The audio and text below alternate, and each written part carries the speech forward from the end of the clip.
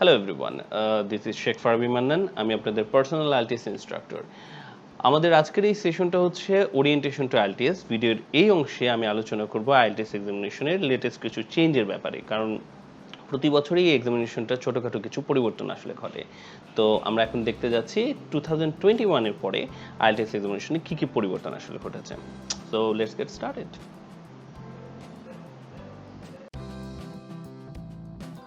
So let's get started with orientation to IELTS. আমাদের এই সেশনটায় প্রথমে আমরা ইনস্ট্রাক্টরের সাথে পরিচিত হব। আমি হচ্ছে ইনস্ট্রাক্টর আপনাদের এই কোর্সটার। আমার নাম শেখ ফারাবি মান্নান। আমি একটা ইউনিভার্সিটির লেকচার হিসেবে আছি। এছাড়াও আমি কেমব্রিজ অ্যাসেসমেন্ট ইংলিশ এটার একজন এক্সামিনার A2 থেকে B2 লেভেলের। আমি IELTS TOEFL PT ট্রেনার হিসেবে আছি এবং আমার একটা IELTS স্কোর আছে 2020 সালে মার্চ মাসে আমার পরীক্ষাটা দেয়া। তো এবং আমি IELTS এর ট্রেনার হিসেবে আছি 2008 সাল থেকে। ওকে, সো চলুন এবার IELTS এক্সামিনেশনটার সম্পর্কে জানি। IELTS অ্যাজ ইউ নো, এটা একটা অ্যাক্রোনিম, সংক্ষিপ্ত রূপ। এটার ইলাবোরেশন আছে। ইলাবোরেশনটা হচ্ছে International English Language Testing System. Okay, তো এটার রেজিস্ট্রেশন এবং ভেন্যু সম্পর্কে জানা যাক। 2020 সালে আমরা রেজিস্ট্রেশন এবং ভেন্যু, মানে যেখানে আমরা পরীক্ষাটা দেবো, এটা হচ্ছে ব্রিটিশ কাউন্সিল এবং IDP, এই দুটো সেন্টারের আন্ডারে, দুটো প্রতিষ্ঠানের আন্ডারে বিভিন্ন সেন্টার আছে। সে জায়গায় আমরা রেজিস্ট্রেশনটা করতে পারি। আপনাদের প্রবাবলি আপনারা যে জায়গায় থাকেন, ঢাকা শহরে যে জায়গাতে আছেন বা বাংলাদেশে যে জায়গায় আছেন, সম্ভবত আপনাদের আশেপাশে সবচেয়ে কাছের কোনো একটা না কোনো ভেন্যু অবশ্যই আছে। এটার ফুল ইনফরমেশনগুলো ব্রিটিশ কাউন্সিল এবং IDP ওয়েবসাইটে দেওয়া আছে। ওকে, রেজিস্ট্রেশন ফি 2021 সালে থেকে 18,750 টাকা। এটা আগে কম ছিল, প্রতি বছর একটু বাড়ে। এই জন্য মানে শুরুতে আমি যেটা বললাম আর কি, যে প্রতি বছর কিছু কিছু পরিবর্তন ঘটে। তো তার মধ্যে ইম্পর্টেন্ট একটা পরিবর্তন হচ্ছে 2021 সাল থেকে এখন রেজিস্ট্রেশন ফিটা হচ্ছে 18,750 টাকা। ওয়েল, IELTS এক্সামিনেশনটার ভ্যালিডিটি থাকে 2 বছর। এক্সামিনেশনটার রেজাল্ট দেবে 14 দিনে যদি আপনি পেপার বেজ এক্সামিনেশনটা দেন, আর 5 দিনে দিয়ে দেবে যদি আপনি কম্পিউটার বেজ এক্সামিনেশনটা দেন। দুভাবে এক্সামিনেশনটাকে দেওয়া যেতে পারে। ওয়েল, IELTS এক্সামিনেশনের টাইপ নিয়ে আলোচনা করা যায়। 3 টাইপ মূলত আছে। প্রথমটা হচ্ছে একাডেমিক। আপনারা যারা ইংলিশ স্পিকিং কান্ট্রিগুলোতে হায়ার এডুকেশনের জন্য IELTS এক্সামিনেশনটা দিচ্ছেন, আপনাদেরকে একাডেমিক IELTS টেস্ট দিতে হবে। যারা professional visa, skill migration, immigration পারপাসে IELTSটা দিচ্ছেন, আপনাদেরকে দিতে হবে জেনারেল ট্রেনিং IELTS এক্সামিনেশন। এবং যারা ইউনাইটেড কিংডমে পড়ার জন্য যেতে চাচ্ছেন, আপনাদের কিন্তু একটা বিশেষ ধরনের IELTS এক্সামিনেশন দিতে হবে। সেটা UKVI, মোটামুটি একই রকম, বাট এটা ব্রিটিশ কাউন্সিল গিয়ে আপনাকে দিতে হবে। ওকে, সো ডিটেল সম্পর্কে জানা যাক এবার এক্সামিনেশনটার। এটার স্কোরটা করা হয় 0 থেকে 9 এর একটা স্কেলের ভিতরে। আমাদের সবার একটা টার্গেটেড স্কোর আছে 6.5, 7.5, 8.5। এটা হচ্ছে out of 9 actually. Okay, so এক্সামিনেশনটা 2 দিনে হবে। Okay, so first day of the examination, প্রথম দিনে সাধারণত স্পিকিংটা হয়। ওকে, এটা আবার এক্সামিনেশনের শেষেও হতে পারে, একদিন পরে হতে পারে, বাট সাধারণত প্রথমে এক্সামিনেশনের স্পিকিং এর পার্টটা হয়ে যায়। স্পিকিং পার্টে আমাদের ডিটেল হচ্ছে এরকম। এটা 20 মিনিটের একটা এক্সামিনেশন।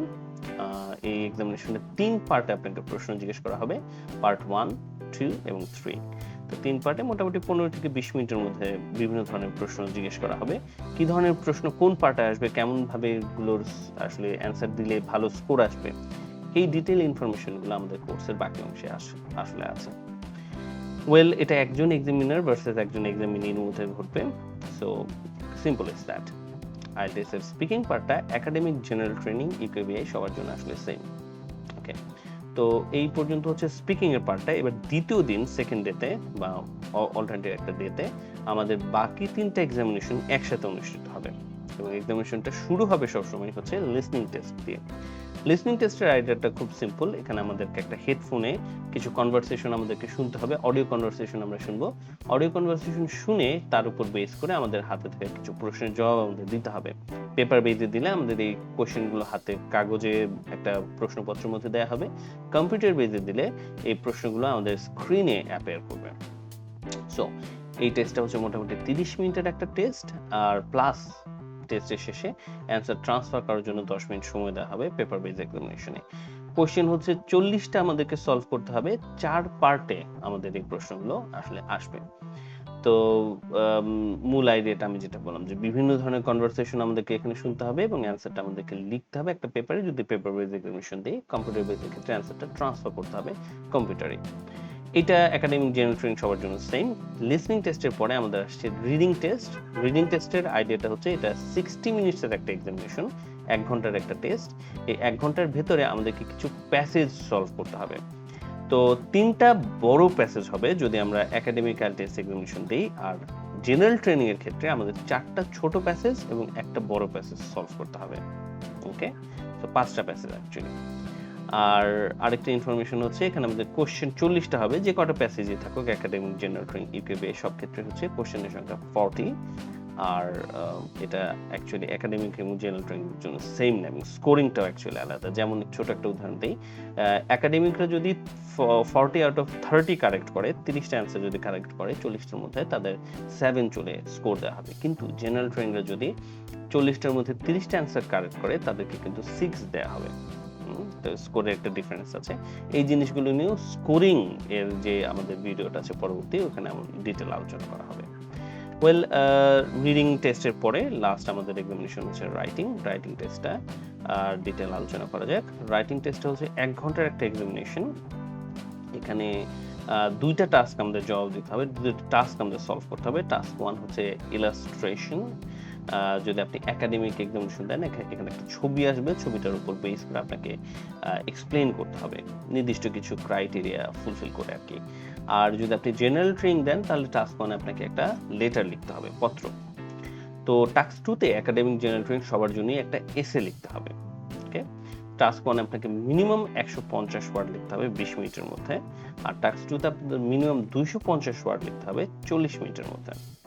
ওকে, সো এইটাও একাডেমিক এবং জেনারেল ট্রেনিংদের জন্য সেম নয় আসলে। ওকে, সো এর সাথে সাথে আমাদের এক্সামিনেশনটা শেষ হবে। So that's all about the detail about IELTS examination.